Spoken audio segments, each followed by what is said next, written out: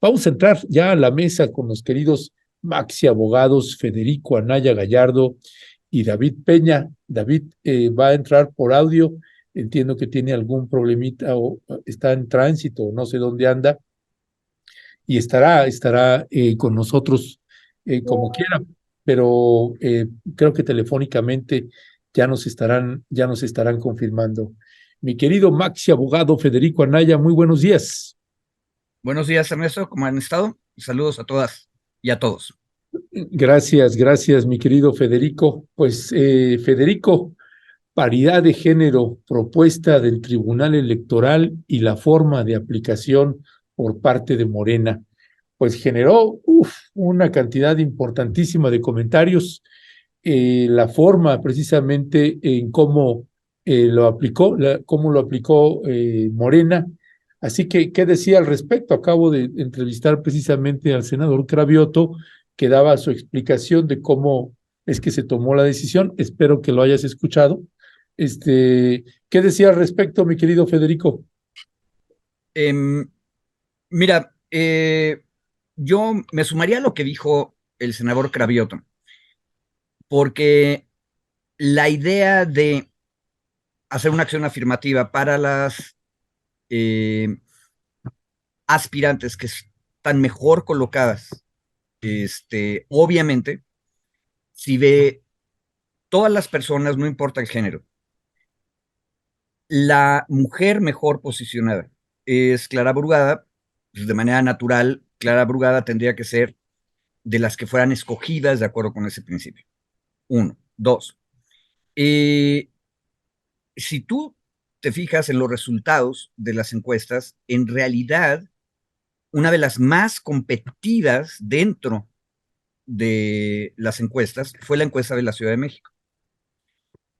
Y aquí hay otro detalle que no se veía en los resultados que tú pusiste ahorita directamente, que es el hecho de que en realidad con cualquiera de los dos candidatos o personas punteras, Morena seguía teniendo una muy buena ventaja una vez que se confrontara ya careándose con las posibles personas que encabecen las otras candidaturas. Entonces, por donde la quisieras ver, este, el principio de género tenía que aplicar porque hay un detalle que es bien importante. A las dirigencias de los partidos, a ninguno, ni siquiera a Morena, le ha caído muy bien que la autoridad electoral nos diga, que tenemos que hacer la acción afirmativa. ¿Por qué? Porque es una restricción extra a la negociación interna de las cuestiones. Ahorita tocaste el tema chiapaneco, que es muchísimo más doloroso y complicado. Este, pero si aparte de todo hay una cuestión de género, la cosa se pone muy fea. Ahora, la pregunta grave, cuando tú tienes 9 candidaturas jugando, es, al final de cuentas, en dónde era mejor para el movimiento de regeneración nacional aplicar la norma. Digo, si lo ves desde San Cristóbal de las Casas, probablemente hubiera sido mejor que fuera Sacil de León, ¿verdad? Pero tampoco tanto, porque Sacil y el senador Ramírez representan lo mismo en términos reales en Chiapas. Entonces, me parece que fue muchísimo más razonable aplicar el criterio en la Ciudad de México. No solo porque en automático había que hacerlo, lo dijo Cravioto, sino porque aparte de todo es más prudente políticamente. A ver, en alguna otra de las entidades hubo la oposición tan clara en términos de movimiento como la que hubo en la Ciudad de México. En realidad no. Puebla fue muy complicada, pero en realidad casi parecía un pleito de familia entre dos primos. Entonces, bueno, tal vez Jalisco sería interesante, esta cuestión entre Lomelí y Delgadillo, podría ser interesante ver qué hay más detrás ahí, pero en realidad, a Morena le hubiera costado muchísimo trabajo explicarse a sí misma cómo es posible que una candidatura que se construye desde abajo y desde la izquierda no tiene éxito, especialmente por lo que tú dijiste hace un momento también con el senador, que es que uno o el otro candidato había tenido un apoyo tremebundo en términos de los medios. Y otro detalle importante que luego se nos olvida, porque tú nada más dijiste el momento de la preparación de la encuesta. No, el problema real en la Ciudad de México es que tú tenías a la derecha social trabajando a favor de una precandidatura en Morena, no de hace 3 meses, no de hace 6 meses, hace años. Lo cual es una buena noticia. O sea, significa que los grandes medios de comunicación, el Universal, por ejemplo, el Heraldo, tomaron la decisión de que ya no va a haber más que Morena en el futuro y por lo tanto lo que tienen que hacer es ellos escoger algún morenista que les guste más. Este, pero eso tampoco es bueno y va contra el grano mismo del movimiento. Entonces, me parece que no es una excusa, pero ayudó muchísimo que hubiera un criterio de género, porque en este caso, azar del destino, el criterio de género coincidía con el criterio de movimiento popular. Ya, déjame, a mí ahorita me quedé pensando también, ya no había más tiempo para más preguntas al senador y tengo la impresión que además a lo mejor no tocaba con él, a lo mejor con Citlali o no sé con quién de la dirigencia de Morena, con Mario Delgado, imposible, nunca nos dará una entrevista, pero me quedo pensando, y si me haces favor, Leonardo, de poner nuevamente esta tabla, eh, porque decían, bueno, se tomó una decisión de que fuera la que más porcentaje tuvo de votación en el caso de mujeres. Y entonces está Clara Brugada con 26.7 y está Alma Alcaraz con 23.4. Mi pregunta es, si hubiera estado al revés y hubiera estado Clara con 23, o pon tú que Alma Alcaraz hubiera tenido 27 y Clara Brugada 26.7, entonces, ¿cuál hubiera sido el criterio? Porque finalmente se tomó un criterio con base a un porcentaje nacional sobre un proceso de una elección local. Una cosa es que muchos estemos diciendo qué bueno que quedó Clara o qué bueno que hubiera quedado el doctor Hugo López Gatell, a que quedara Omar García Harfuch. Es decir, hacemos a un lado, Federico, las simpatías que podemos tener como periodistas o analistas o abogados o lo que tú quieras, pero aplicando un poco este criterio que tú aplicas con mucha regularidad, de decir, bueno, hagamos un lado lo que queremos y hablemos de lo que es en términos reales la práctica. Y aquí, pues, a mí me brincaba eso. Regresamos, por favor, Leonardo. Um, la práctica, ¿no? ¿Qué decir al respecto? Si hubiese sido que la señora Alma tenía un punto más, ¿qué decisión hubiera tomado o cuál hubiera sido el criterio, no? Eh, bueno, a ver, yo pediría que dejaran la tabla porque hay un problema con tu pregunta. Sí, Si, porque tanto Alma como Clara quedaron. Este, entonces, da lo mismo. O sea, de todas maneras hubiera quedado en Guanajuato Alcaraz y en la Ciudad de México Brugada. No importa si intercambias el porcentaje. No, la pregunta es, ¿qué hubiera pasado si, por ejemplo, en Puebla, Claudia Rivera, que aparte quedó en tercer lugar, porque acuérdate que el segundo lugar era el primo de Armenta, pero que Claudia Rivera hubiera quedado en veintitantos? O sea, para que tu pregunta tenga sentido, tenemos que escoger a otra mujer. ya. Sí, Y no, y como estaba yo fuera, pues yo creo que eh, perdí algunas cosas del radar. a ver, una cuestión, lo que pasa es que lo que nadie ha dicho, nadie, es que en la Ciudad de México sí hubo una confrontación entre dos maneras de hacer política, cosa que no hubo en otras entidades. Por ejemplo, yo me hubiera esperado que en el caso de Guanajuato no hubiera quedado la compañera Alcaraz, sino hubiera quedado una senadora, ahorita se me acaba de ir hasta su nombre, que también estaba jugando, porque la conozco más, pero ahora sí que en Guanajuato conocían más a Alcaraz. Pero en la Ciudad de México pasó lo que dije hace un momento, tú tienes a los medios de comunicación de derechas apostándole a un morenista que ellos creen que les conviene más. Y eso es una injerencia dentro de la vida interna del partido, que es un partido de izquierda. Entonces tú tienes a la derecha escogiendo a alguien dentro del partido de izquierda. Y eso está mal. Está mal porque pervierte la polaridad política, que es una de las cosas que ayuda al electorado a escoger. Vale. Segundo, la otra cosa que también hay en la Ciudad de México es que tú tienes un movimiento urbano popular que tiene 40 años trabajando y del cual proviene, Clara, parte de su propaganda fue recordarnos eso. ¿Antares Vázquez te refieres? Eso, Antares, Antares. Yo, por ejemplo, hubiera esperado que Antares quedara en segundo lugar en Guanajuato y no quedó. Entonces tienes que ir al lugar. Y la pregunta es, ¿por qué en Puebla dos primos, hermanos, Armenta y Mier, son los que se están disputando la encuesta? ¿Y por qué la mujer queda en tercer lugar?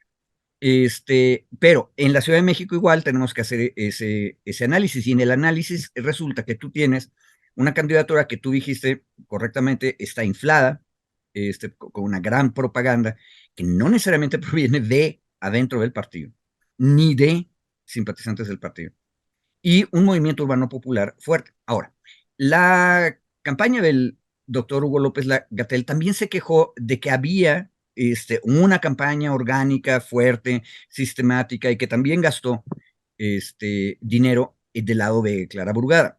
Y eso es cierto, Sí, pero tiene que ver otra vez con lo mismo, que Clara Burgada proviene de un movimiento orgánico, popular.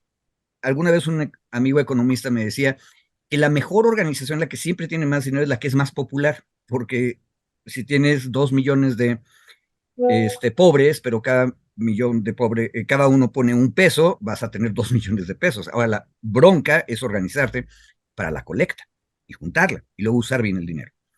Y eso es organización popular. Y eso, por cierto, en términos de izquierdas posibles, es muy interesante. La campaña de Hugo López Gatell fue muy interesante, muy a ras de suelo, pero se nota que es ingeniosa, es sincera, es auténtica, pero no es orgánica con un movimiento urbano popular previo que esté expandido en el territorio. Eso lo tiene Clara. ya. Y por eso le va mejor a Clara en la encuesta que a Hugo López Gatell. Ahora, la pregunta es, ¿qué tipo de izquierdas son las que queremos? Yo hubiera preferido ver a esas dos izquierdas juntas, trabajando juntas. O sea, nuestra izquierda intelectual, que es capaz de ir a tierra y hacer una campaña auténtica sin recursos, que es López Gatell, trabajando junto con la otra que lleva años haciendo eso y por eso tiene una institucionalidad orgánica horizontal mucho más grande. Ahora, eso que acabo de describir, que es complejísimo para la Ciudad de México, si te fijas bien, no está en otros estados. Ni siquiera Delgadillo en Jalisco tiene eso. Entonces, lo que acabo de decir es lo que explica que esté tan bien posicionada con 26% Clara. En otras palabras, en realidad sí es muy académico, muy moot, como dicen los gringos, la propuesta que hace Estudianálisis. Ahí sí cambiaran los porcentajes, porque no iban a cambiar, porque solo en la Ciudad de México tienes esta densidad de organización popular, que no hay en otros estados. Y eso, por cierto, nada más un comentario chapaneco, es la bronca. O sea, la tragedia chapaneca es que la densidad de organización popular siempre ha estado desde 1994 en otro lado, en un lugar que decidió no jugar a las elecciones. Y esa es la Sí, tragedia, porque entonces le deja solo a la élite el sí. juego. No, fíjate que estaba yo en Palestina viendo los resultados y veía cómo todo el mundo estaba celebrando en lo de la Ciudad de México, pero me refiero a todo el mundo de la gente pues, más cercana con la que nos relacionamos, ¿no? Uh -huh. y nadie decía nada de Chiapas. Nadie, hubo ni un solo comentario, ni de periodistas, ni de activistas, ni de nada, nada.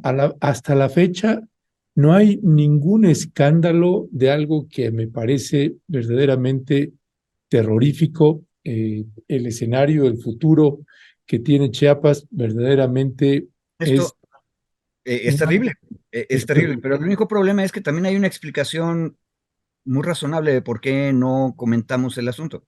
Porque si comentamos el desastre de quién es el mal candidato, que en realidad no es de Morena, es del Verde, este, en Chiapas, el problema es que también tenemos que hacernos cargo de la noticia de la semana pasada,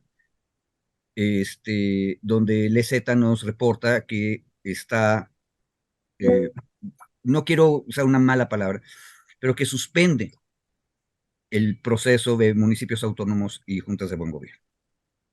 sí, Eh, mira, este, sí, de hecho sobre eso hace pues poco más de medio año más nos había llegado ya el reporte.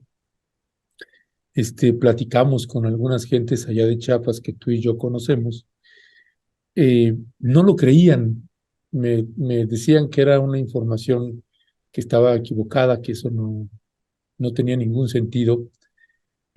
Platiqué con gente de los municipios autónomos diciéndoles, no hagan eso, por favor. Este, es, las juntas de buen gobierno, los municipios autónomos, son el último escudo que tienen las poblaciones en donde pueden guarecerse. Evidentemente hay cosas que yo no puedo ver porque no estoy allá y que seguramente la dirigencia del EZLN sí las ve, que les llevó a tomar esa decisión. Más allá de que yo no la comparta y me parece una mala decisión, pues tengo también este conocimiento que pues ellos están viendo cosas que nosotros no estamos viendo y que necesariamente les llevó a tomar una decisión así de drástica. Y eh, lo comento, Federico, porque sí vimos y documentamos cómo había situaciones en el que los municipios autónomos, los consejos autónomos y las juntas de buen gobierno sí siguen siendo un refugio para algunas poblaciones que están en una condición de vulnerabilidad. Y no me refiero solamente a las zapatistas, sino también a las no zapatistas. pero, Ernesto, ahí Ahí hay hay, una, ahí hay un tema muy, muy grande que tenemos que discutir, pero ya podemos empezar a discutirlo porque los sí, zapatistas ya tomaron la decisión. sí, sí, Y sí. yo no estaría tan de acuerdo contigo de que ellos ven cosas que nosotros no vemos. Eso es a nivel popular, horizontal y abajo. Ese es No, el pero equipo. sí, pero, No, yo pero entiendo no, dónde vas, pero no una lo cosa. digo desde el endiosamiento del movimiento que sabe y nosotros no. No, lo digo Una desde el cosa, trabajo que hacemos en campo. no por eso, y en el trabajo que hacemos de campo, más bien que haces tú de campo, pero también lo que nosotros vemos acá sin campo y puros libros. El problema es que sí hay una cosa que coincide y la decisión zapatista confirma una hipótesis. Yo la sugerí aquí en uno de los programas y es que todo por servir se acaba y que el ejército zapatista tiene menos capacidad de control de territorio ahora que hace 20 años. Sí, Y si eso es cierto, entonces el problema es que aunque eh, algunos municipios autónomos y algunas juntas de buen gobierno todavía fueran refugio para algunas comunidades, exactamente como tú lo dijiste ahorita, el problema es que ya no son la red institucional que permitía controlar territorio. Y la confirmación de esto, o la señal de que eso es lo que estaba pasando, para decirlo mejor, la señal de que eso estaba ocurriendo, la veíamos con la entrada del crimen organizado. El crimen organizado no había entrado a Chiapas porque había dos ejércitos uno enfrente del otro. Se estaban cuidando unos a otros y obviamente no entraba nadie más porque había control de territorio. Ahora, el problema es que si tú quitas a uno y el otro está haciendo otras cosas en otras partes de la República, el espacio vacío se tiene que llenar. Eso lo dije aquí hace muchas reuniones. Y es una mala noticia. Pero entonces, fíjate, ¿qué es peor noticia, Eduardo Ramírez, o esto? Pues Es ambas, ¿no? terrible, es terrible. Sí, es terrible, es un escenario terrible, terrible y veo, tengo la impresión que el presidente Andrés Manuel López Obrador considera que no pueden hacer nada más y únicamente pues van a hacer lo posible con base a los criterios que ellos están tomando de acotar o de administrar un poco la situación, pero si Claudia Sheinbaum quiere gobernar México, pues va a haber entidades que va a ser completamente imposible. Y esta, lo puedo decir con plena certeza, así, yo sé que los absolutos no caen bien, pero lo puedo decir con plena certeza que no tienen nada que hacer en Chiapas si no hacen algo desde ahorita, que le deje por lo menos algo donde agarrarse, porque no hay un estratega, Federico, no hay especialista, no tiene la administración un especialista en seguridad nacional, en seguridad interna, que pueda hacer el trabajo. El actual secretario de la Defensa Nacional, su incapacidad es infinita en esos sentidos y tendrían que haberlo visto y colocado a especialistas que pudieran guiar una estrategia que pudiera enfrentar pues esta metástasis de los cárteles y del crimen organizado que va permeando y va permeando y que seguramente habrá mil análisis, mil situaciones y cada una y cada uno tendremos el propio con base a los elementos que tenemos. Pero bueno, yo te agradezco que hayas colocado también el tema de los zapatistas porque nos parece que sí, que merece un tema, el estado de Chiapas merece, pues sí, muchas mesas, muchos análisis, reflexiones y acciones porque es una entidad que pues está pues casi ya rebasando a la situación que se padece en estados como Tamaulipas, Federico. Eh, ahora, es que después de decir Chiapas y entrarle como le entramos, el otro tema que teníamos, Ernesto, que era la cuestión de Nuevo León, parece un juego de niños, ¿verdad? No, no, no, adelante. Este, a ver, en Nuevo León, tenemos extrañas nuevas noticias, pero resumo muy concretamente. Teníamos una historia de tres gobernadores potenciales. Y los tres son potenciales porque el titular que ganó la elección en el año 2021 ya se ha inscrito como aspirante a la candidatura de Movimiento Ciudadano a nivel nacional para la presidencia de la República, Samuel García. Ahora, como él ya había planeado esto, él le pidió al Congreso del Estado una licencia de 6 meses. Él está asumiendo que su precandidatura es fuerte y que puede obtener el ticket naranja para luchar por la presidencia. Ojo, no, por cierto, este no es la primera vez que pasa en Nuevo León. Hace 6 años, el gobernador de Nuevo León, que es el Bronco, también se fue a hacer campaña para presidente, como independiente, pero pidió su licencia, se fue y luego regresó cuando perdió. Uno esperaría que va a pasar lo mismo con García. Y entonces él la pide por 6 meses. Pero, problema, la constitución actual de Nuevo León, que el mismo García ayudó a reformar, dice que si pides una licencia de más de 30 días, el Congreso del Estado decide quién pone de sustituto. Y lo decidieron y pusieron a un antiguo panista que en este momento estaba como presidente del Tribunal Superior del Estado. Ahora, todo el mundo hace las cosas mal. Mi opinión ya la dije. Samuel García comete un error al hacer esta petición a sabiendas de que 2/3 del Congreso están en manos de sus enemigos, que es el PRI y el PAN. Pero luego el PAN y el PRI meten la pata en términos de organización. Y ojo, todo está en la macroplaza, los tres poderes del Estado. Eh, no fueron organizados como para decirle al que iban a nombrar como gobernador a partir del 2 de noviembre, perdón, del 2 de diciembre. No fueron para decirle, oiga, le avisamos que lo vamos a poner acá en el Congreso, entonces dígale a sus compañeros magistrados que va a pedir licencia a usted. Entonces no pidió licencia, se cruzó la macroplaza, lo nombraron y lo juramentaron. Y esto ya lo encontró, o sea, ya lo identificó como problemático un juez de distrito. Porque, por supuesto, el secretario de gobierno, que sería el que en automático entra, se fue al amparo diciendo es que a mí me toca ser el gobernador, no a ese señor.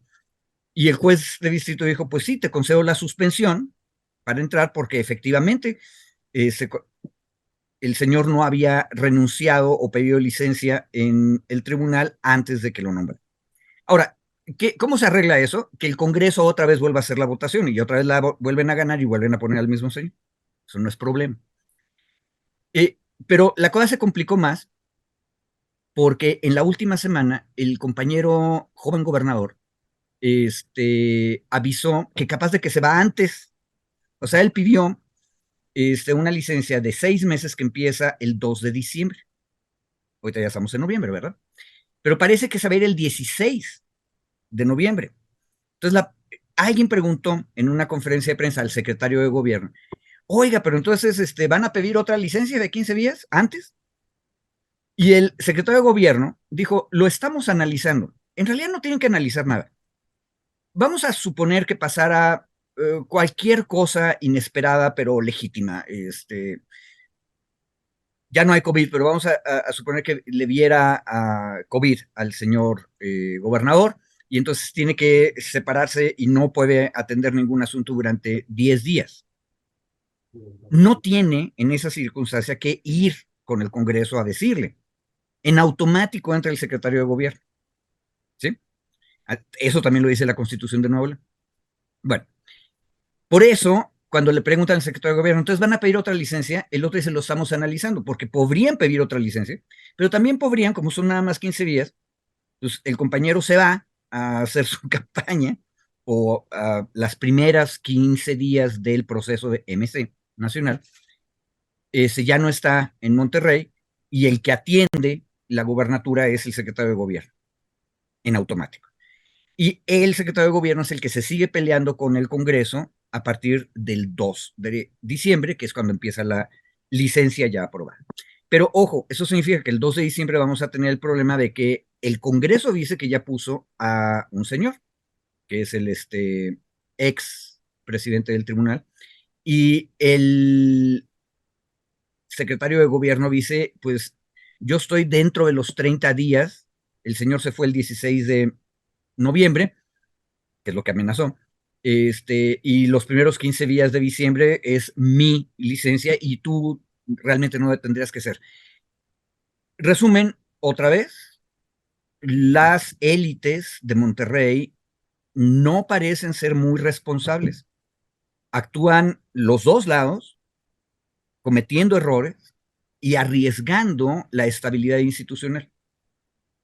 Eso es lo que está pasando en Nuevo León. Ahora, no es tan grave como lo que dijimos de Chiapas y parece un juego de niños y obvio ser adultocéntrico, pero la verdad es que no es nada más el joven gobernador de Nuevo León, parece que todos tienen menos de 15 años.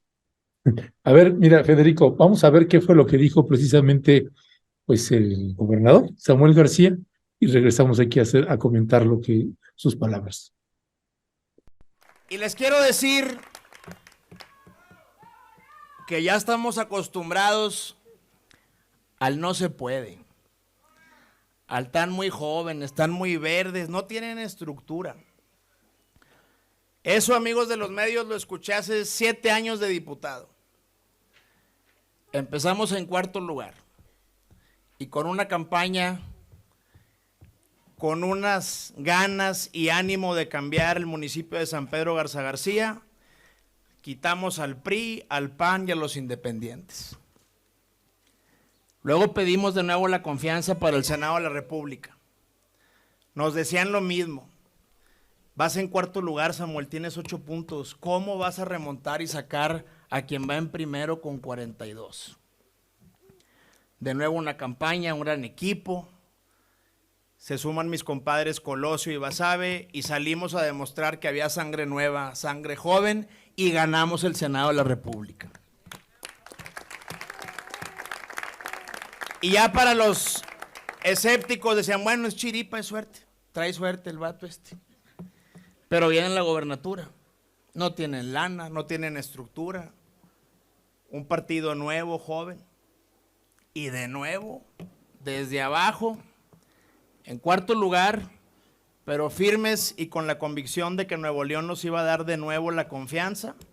Ahora con mi esposa y sus tenis fosfo, salimos a recorrer todo el estado de Nuevo León. Ya tenemos los zapatitos de Mariel para la presidencial. Y salimos, y como siempre, las nuevas ideas, los nuevos proyectos, cero corrupción, porque este movimiento es incorruptible. Y logramos sacar a la vieja política de Nuevo León, le ganamos al PRI, al PAN y a Morena. Hoy nadie me puede decir, sobre todo si ya estamos en segundo lugar, que vamos a ganar la presidencia de la República. Si de cuarto remontamos, en segundo está más papita. A ver, Federico, ahí tienes a tu gobernador. a ver, una cosa, frente a este tipo de desplantes, uno tiene que hacer un esfuerzo para no ser adultocéntrico.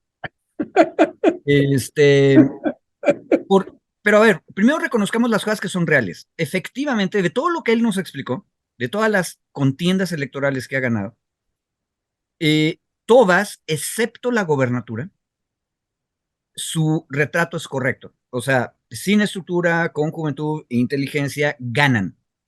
Pero en esas tres primeras elecciones que él mencionó, habría que recordar que PRI, PAN y los independientes, él los mencionó, estaban completamente desprestigiados ya en esas tres en Nuevo León. Y por lo tanto, en realidad, usando sus términos, la tenía papita. ¿Por qué? Porque los otros estaban muy fregados. Y la otra cuestión es esta. Su cuarta elección exitosa, que es la de gobernador, ahí sí no hay manera que quienes nos están escuchando vayan a la prensa electrónica, ahí está. Realmente no fueron los tenis fosfo. Fue el derrumbe uno tras otro de los otros candidatos. Primero la candidata de Morena, que Morena la había agarrado del PRI y todo el mundo lo criticó, y luego resultó que la señora andaba metida en una secta de no sé qué, se derrumbó. Y luego el beneficiado primero fue el del PAN, y también se derrumbó. Entonces el cuarto lugar no quedaba de otra. Ahí sí fue por descarte. Y la demostración de lo que estoy diciendo es que el compañero gobernador no tiene el Congreso, porque ahí sí, el PRI, el PAN, tenían más estructura y controlan el Congreso. Pero, ¿qué cosa sí tiene, Samuel? Este tipo de desplantes y de ser entrón y ser imaginativo, le ayuda. Y tan le ayuda que no teniendo el Congreso y teniéndolo en contra, primero los logró llevar a una reforma constitucional general. Ahora a él no le gustan las reglas que él puso, pero esa es otra historia, es otra irresponsabilidad. Pero logró la reforma constitucional, uno. Y dos, ha logrado que el gobierno en minoría parlamentaria siga gobernando. ¿Por qué? Porque es entrón. Y yo diría que los otros no es que sean corruptos, es que son quedados. O sea, yo, chilango, pienso mal. ¿De qué tamaño es la cola que tienen el PRI y el PAN en Nuevo León? Que no se han atrevido a terminar el juicio político que tienen en contra del gobernador y del secretario de gobierno y destituirlos. Eso significa que el gobernador sí tiene un apoyo popular mucho más fuerte del apoyo parlamentario que hay. Pero, ¿por qué tiene más apoyo popular que apoyo parlamentario? Pues precisamente porque le falta estructura partidista. Ahora, eso es nada más Nuevo León.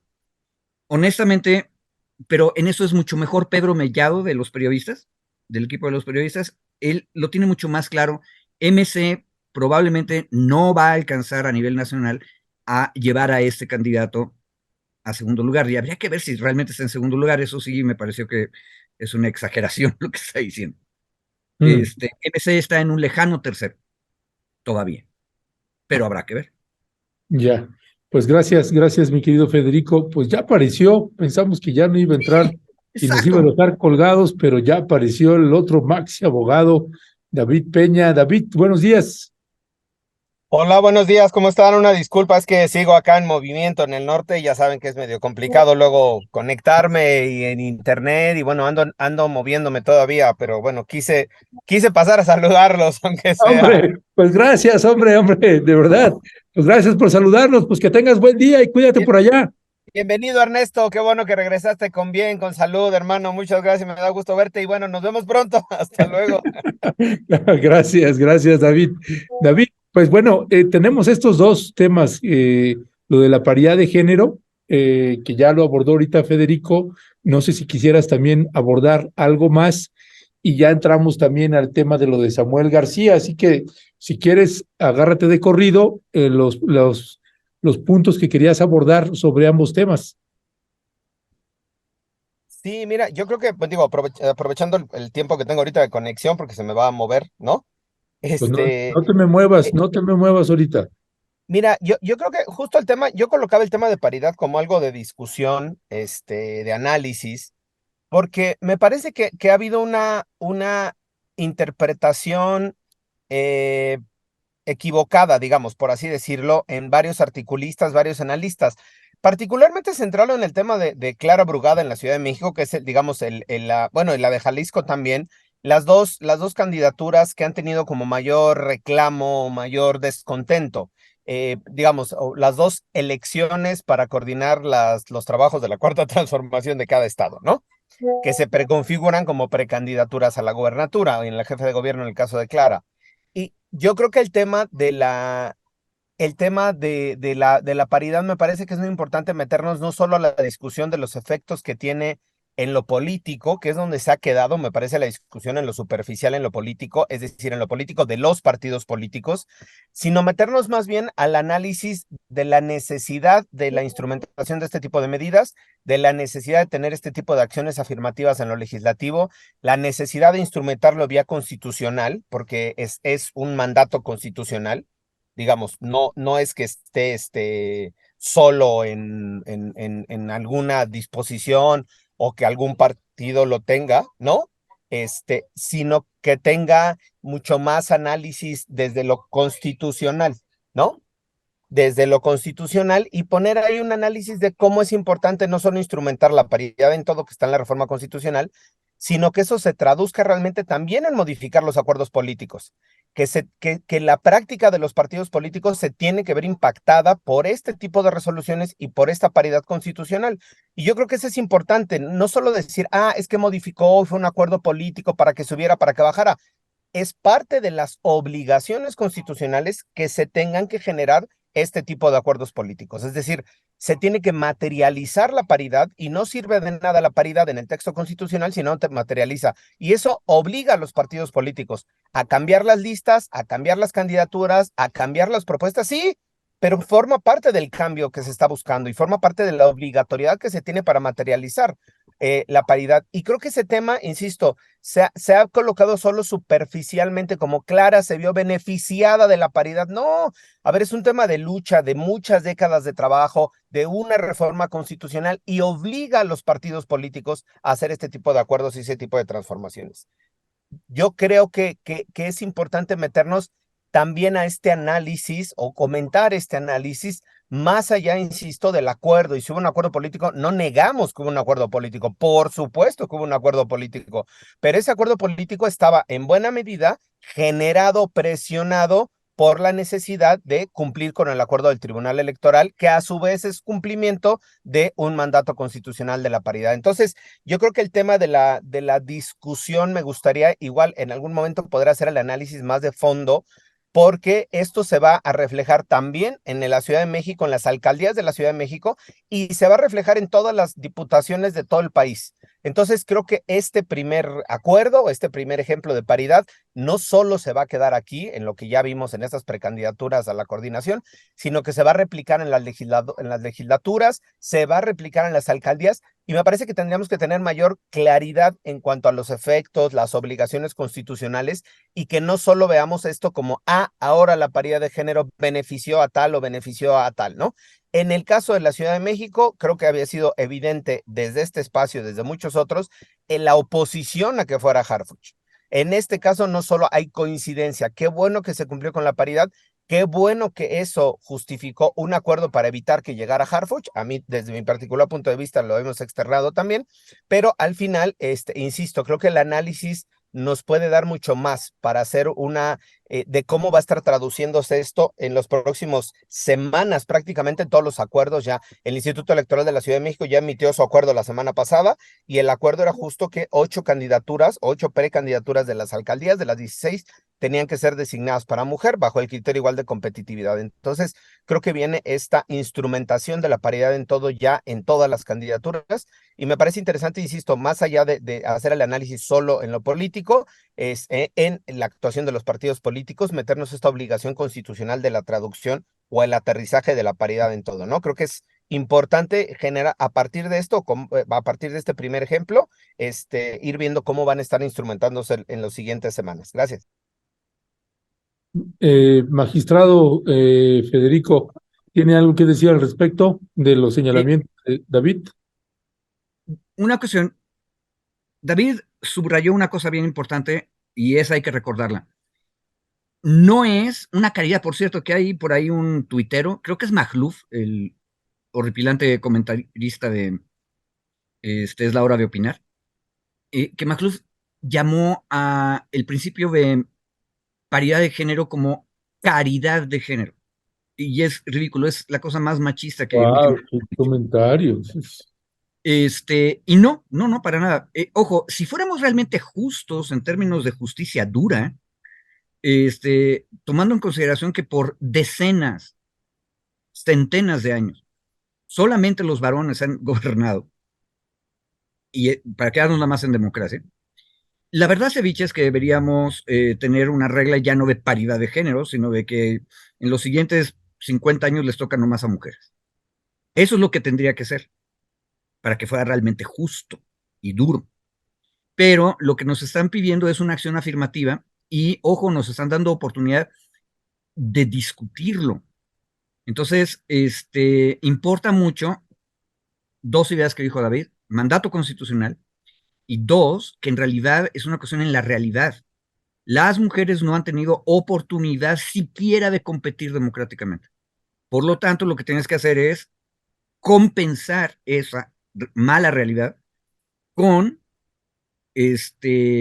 preferencias al momento de que tienes dos opciones. De hecho, y eso es bien interesante, en la lista que tú pusiste, Ernesto, luego había una bronca ahí porque después de la candidata número 2 en Puebla, ponían un 3. ¿Por qué? ¿Puedes ponerla, por favor, Leonardo? Eso es precisamente aplicar el principio.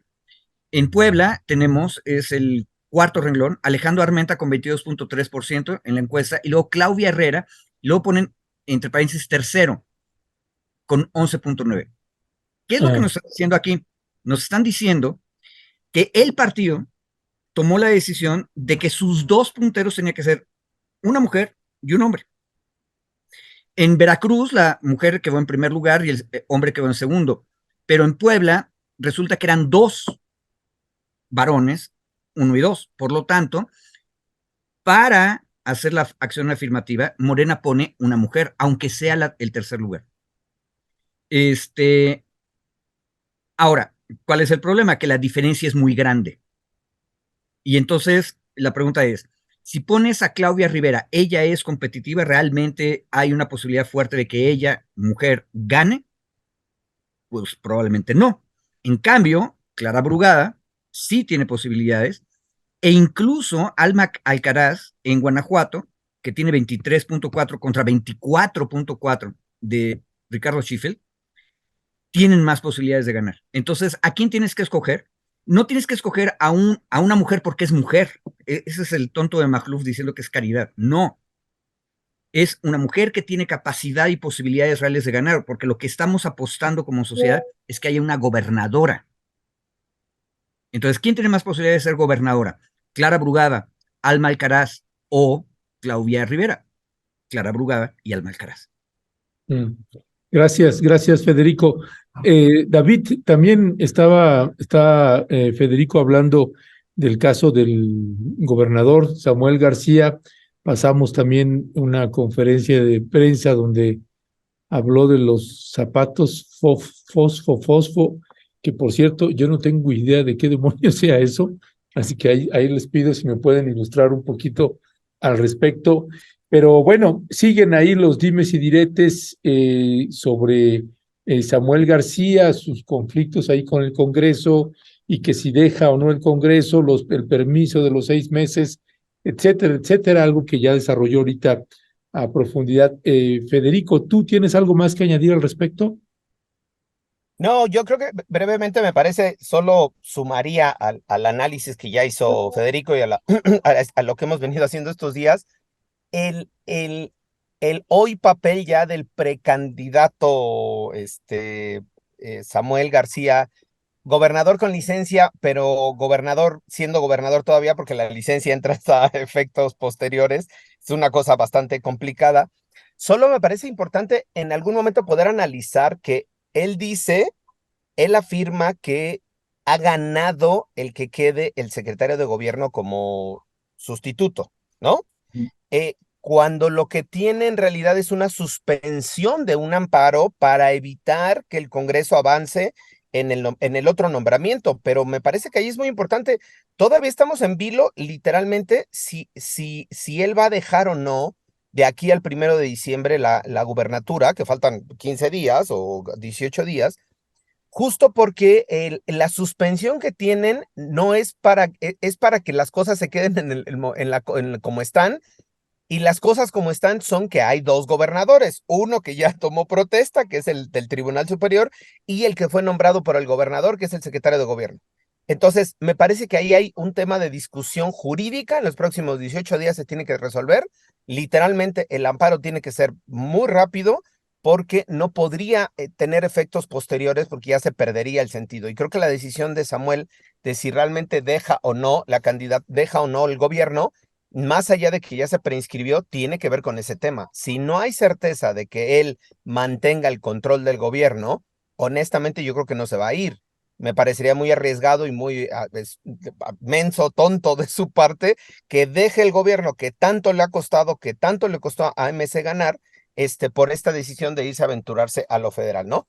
Y esperar, digamos, yo creo que la resolución del tribunal, la resolución del amparo, para poder realmente decir, hay condiciones para que se quede el secretario de gobierno o va a ser el presidente del tribunal, porque si no, si se va en la campaña, no solo va a generar una ingobernabilidad, sino va a generar una crisis de constitucionalidad en Nuevo León. Y me parece que es gravísimo. Creo que estos 18 días los va a aprovechar él en su anteprecampaña, pero no creo que en realidad se meta mucho más a fondo por el riesgo que implica, ¿no? Por el riesgo que implica el poder dejar el gobierno en ese sentido, ¿no? O en esa crisis que se podría meter al gobierno en los próximos meses, si en dado caso de que él decidiera renunciar. Creo que viene una crisis que tenemos que estar pendiente porque también es un tema sin precedente en lo que ha vivido México recientemente. Ya, pues gracias, Federico, y gracias David por estos otra vez, pues colocar estos ángulos que le permite a la audiencia entender de qué va. Dice, por ejemplo, a Aide Reyes, ¿qué le pasa a este tipo de Samuel García? Dice que sin dinero ganó sus candidaturas cuando todos estamos bien informados de quiénes están detrás de él, empujándolo. Leticia Pérez Hernández, lo importante, Ernesto, es que ustedes informaron en tiempo y forma sobre este senador que llegará a Chiapas como gobernador. Sobre aviso, no hay engaño. Ulicas, si alguien se benefició de la paridad de género en la Ciudad de México, fue la ciudadanía y la política. Pues ¿qué opinan de esto que dice Uli Kass? Si alguien se benefició de la paridad de género en la Ciudad de México, fue la ciudadanía y la política. ¿Qué opinas sobre eso, David? ¿Aló? David. Perdón, nada más la última partecita, no la escuché, Ernesto, nada más repíteme la última partecita, es Sí, que no alcanza a escuchar. sí, dice Uli Kass de la audiencia, dice, si alguien se benefició de la paridad de género en la Ciudad de México, fue la ciudadanía y la política. ¿Qué opinas al respecto? Mira, yo creo que ahí hubo la tormenta perfecta, decía yo, ¿no? En términos de la Ciudad de México hubo la tormenta perfecta, no quería una buena parte de la izquierda, una buena parte de la izquierda social tradicional, la que hemos militado durante muchos años en la izquierda, independientemente si simpatizas o militas o no con algún partido político, pero quienes hemos estado en la izquierda no queríamos al candidato, a García Harfuch, y se hizo una expresión pública manifiesta, ¿no? En este caso, sí, la tormenta perfecta, el cumplimiento de las obligaciones constitucionales a través del acuerdo del Tribunal Electoral obligó a que se hicieran los acuerdos y se hiciera este reajuste que al final, yo sí comparto, se ganó en la Ciudad de México al tener una candidata con muchos bemoles también, tampoco es una candidata que tú puedas decir bajada de las deidades, ¿no? Con muchos bemoles, con muchos puntos que se pueden criticar, cuestionar de su trabajo, de su ejercicio democrático de gobierno, no, de su forma de gobernar. Es otro tema que se tiene que analizar, pero me parece que tiene un perfil de izquierda, tiene un perfil que al final sí coincide con la posición política que se ha tenido pues desde buena parte de la ciudadanía en la Ciudad de México desde 1997, que es una ciudad de izquierda, una ciudad que se tiene que defender desde la lógica de los derechos, los principios, las libertades desde la izquierda y no desde una lógica policíaca, militarista ya que se ha criticado. Entonces creo que al final sí, en la tormenta perfecta, yo no diría beneficiada porque no quiero usar el término. Me parece que al final recayó en el acuerdo político, esta obligación recayó en el acuerdo político y eso ayudó también a que la candidata fuera, en este caso, Clara Brugada, que tiene un perfil mucho más de izquierda o más de izquierda que lo que hizo pues el perfil que más o menos se tiene identificado con Omar García. Gracias, David. Federico, ¿tú qué opinión tienes sobre este planteamiento que hace Uli Kass? A ver, hay un detalle que medio lo mencioné hace rato. David lo dijo ahorita muy claro, la izquierda con la que muchos hemos militado no estaba muy de acuerdo con el aspirante que iba a puntero. Eso es cierto, pero si vemos los resultados finales, la cosa es más interesante todavía porque el varón, Omar García Harfuch, obtuvo 43% de preferencia efectiva, Clara Brugada, mujer, 31%, y Hugo López-Gatell, varón, 17%. Y yo decía hace rato que una de las cosas que tendría que haber ocurrido es que estos dos candidatos de izquierda, al final de cuentas representan lo mismo, el mismo universo, la misma izquierda de la que habló David, y juntos son 48%. Esa es una cosa importante. Y ese es otro elemento fuerte para decir, esto no es un favor a Clara Brugada que le regalaron por caridad los del INE. No. Clara Brugada y Hugo López-Gatell son los candidatos de la izquierda que dijo David y juntos son el 48% de las preferencias efectivas. Sí, Ahora, fíjate eso también nos da una idea del tamaño, del poder que tienen todavía los medios de comunicación. Porque en el otro lado tienes 43% de García Harfuch. Sí, y hay esta narrativa que luego empezaron a manejar muchos, que el propio Gatell tuvo que responderla con mucha claridad y contundencia, y particularmente con mucha integridad. Esto de decir, por ejemplo, esto que dice Antonio Alejo Trujillo, dice, es correcto que por la presión que ejercieron militantes y simpatizantes de Morena quedó clara, pero hay que analizar qué tanto le quitó votos Gatell. Y es un poco lo que tú estás señalando, y que desde mi punto de vista, no, Gatell no le quitó votos. Gatell ganó sus votos con base a una campaña a ras de suelo, ¿Sí? sin gastar lo que gastó Omar García Harfuch, y también los usos, el manejo también en términos económicos que tuvo Clara Brugada. Pero yo le señalaba hace un rato, David, tuve una entrevista con el senador César Cravioto, y yo le decía, ¿cómo van a hacer para regular las campañas en términos de los gastos? Porque era verdaderamente escandaloso el despilfarro y el gasto en millones de pesos de Omar García Harfuch.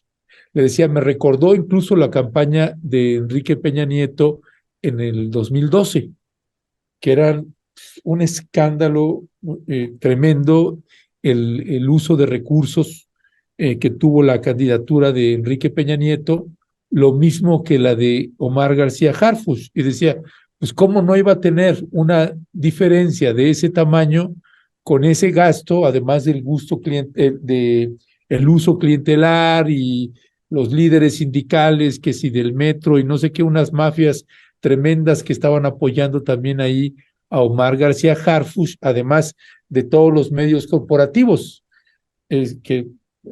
Pero ¿cómo van a hacer para regular eso? Porque ahí vienen las candidaturas para senadores, senadoras, diputados, diputadas, presidencias municipales y demás. Así que, ¿qué decir tú sobre este punto, David?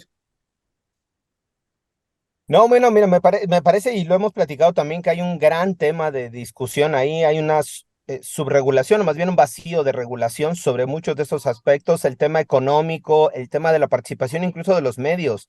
O sea, no hay posibilidad de hacer un monitoreo en cuanto a la presencia en medios de comunicación de las anteprecandidatos, porque como no está legislado y no está regulado, no hay una obligatoriedad para el INE. Y entonces es un tema ahí complicado porque el INE, que normalmente vigila y revisa, digamos, los tiempos aire de precampañas y campañas, pues no lo hace en estas condiciones, en estos espacios o en estos momentos de tiempo de lo que se estuvo haciendo. Y ahí me parece que incluso, como decías tú, Ernesto, hubo una clara campaña por parte de muchos medios de comunicación del mainstream, de los, digamos, de los, ¿no? Nacionales, ¿no? Sí, Sobre el tema de hacer una campaña Harfuch. Incluso si vemos, fue muy sintomático al día siguiente de la elección, de la definición del viernes, el sábado, prácticamente todas las portadas de los periódicos llamados nacionales decían, ganó Harfuch, ganó Harfuch, ganó Harfuch, ganó Harfuch. No se metían al análisis, a la espera, solo creo que el 1+1, quizá por ahí alguien más, uno más, pero todo lo demás es Omar arrasó, Omar ganó, Omar arrasó, manteniendo incluso el discurso público político para apoyar al anteprecandidato que de la izquierda tendría que ser uno de los defenestrados por ese mainstream, digamos, ¿no? En la lógica natural de las posiciones políticas, ese anteprecandidato tendría que ser criticado por esta concentración de medios. Y no solo lo estaban alabando, sino lo estaban colocando en una condición como de gran candidato, de buen candidato, ¿no? Entonces, creo que ahí al final me parece que es importante poder tener en su momento, ya ahorita ya no da obviamente, pero una regulación para el próximo trienio sobre estos espacios, sobre el tema de regulación de recursos públicos, sobre el tema del espacio en tiempos de aire, porque también se están utilizando justo para hacer este tipo de campañas. Insisto que aquí en la Ciudad de México lo vimos, bueno, aquí no, allá, porque yo no estoy en la Ciudad de México, pero allá en la Ciudad de México lo vimos súper claro de cómo se echó literalmente la cargada de medios de comunicación porque no hay una regulación y que eso genera no solo una falta de competitividad y de equidad en la contienda, sino también o sea, a mí me genera muchas dudas de dónde estuvo saliendo toda esa lana, todos los millones que se le invirtieron para la campaña de Harfuch en la Ciudad de México, que insisto, fueron millones, no está cuantificado, pero eran lonas, mantas, gorras, bolsas, carteles, vasos, tazas, ¿no? O sea, todo el tema de la inversión, que insisto, pues sí genera una duda, porque al final eso es hacer la vieja estructura, utilizar la vieja forma de campaña, ¿no? La vieja forma de campaña priista, ahora replicada en un anteprecandidato de Morena y apoyada por los medios de comunicación. Me parece que eso es una oportunidad para meterse a la legislación secundaria, regular todos estos tiempos, todos estos procesos, justo para evitar que ocurra pues lo que estuvo a punto de ocurrir en la Ciudad de México y que afortunadamente por este acuerdo político que se logró para dar cumplimiento a la paridad de género se evitó. Ya. Sí, todo un tema ahí que seguirá dando mucho de qué hablar. Por lo pronto, David y Federico, muchísimas gracias. Y únicamente comentarle a la audiencia que pues finalmente se confirmó que apareció el cuerpo de Jesús Ociel Baena Saucedo, este magistrade del Tribunal Electoral de Aguascalientes. Él y su pareja fueron encontrados sin vida dentro de su domicilio. Se había reportado ahí que estaban desaparecidos y que algo estaba sucediendo. Finalmente, pues este magistrado y su pareja fueron hallados sin vida, al parecer fueron ahí ejecutados. Ya se estará dando más información sobre el Uy, tema. qué grave lo que estás diciendo, perdón, Ernesto, no tenía en el radar esa noticia, qué grave porque además puede ser vinculado no solo con un tema político, sino de odio, un crimen Sí, de odio, me parece que o sea, va a estar muy delicado. Sí, él era muy famoso, bueno, él era muy famoso famose, perdón, por Ajá. sus TikToks, por sus Twitters, por esta posición de no binaria, de persona no binaria, y creo que es un grave caso y que se tiene que ver desde esta lógica también desde el crimen de odio, ¿no? Perdón, no estaba en la agenda, pero me sumo sí, al comentario. pero qué bueno que sale el punto porque, ojo, luego no tenemos en el radar a todas las entidades federativas. Nada más un detalle. En Aguascalientes, la gobernadora panista logró cambiar el poder judicial del estado, ¿eh? Porque controla el Congreso y Ujú. nadie lo ha discutido. Y hay una serie de cosas que pueden pasar en estados que no estamos poniendo en el radar. Y Mm. esto o sea, hay que estar pendientes. Ya, pues sí, hay que estar pendientes de lo que está sucediendo. Por lo pronto, David y Federico, pues sí, una triste noticia. Y como bien dices, David, pues habrá que estar pendientes si no es de estos crímenes de odio. Y estamos hablando de un magistrade, pues bueno, no es un tema menor. David y Federico, muchísimas gracias, un fuerte abrazo. Cuídense. Gracias, una disculpa de nuevo cuenta por estas intermitencias y ya el lunes prometo estar al pie del cañón. No, cuídate ahí donde andes, mi querido David, y ahí seguimos en contacto. Gracias, abrazos, saludos. Gracias, gracias David, gracias Federico.